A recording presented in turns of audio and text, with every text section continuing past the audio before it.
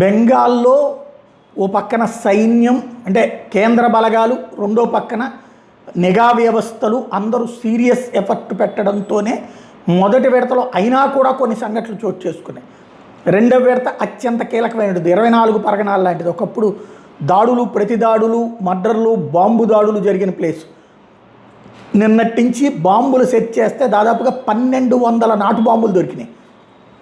అలాగే 809 మందిని అరెస్ట్ చేశారు. ఈ పోలింగ్ జరుగుతున్నటువంటి జిల్లాలలో జరుగుతున్నటువంటిది. వాస్తవంగా 8 జిల్లాల్లో పోలింగ్ జరుగుతుంది. 142 స్థానాలకి 41,000 ప్రస్తుతం ఆ ప్రాంతంలో ఏర్పాట్లు చేసుకొచ్చారు.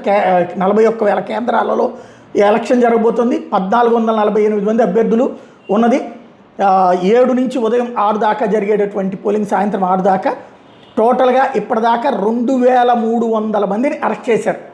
నిన్న రాత్రి నుంచి వాటి దాకా 809 మంది.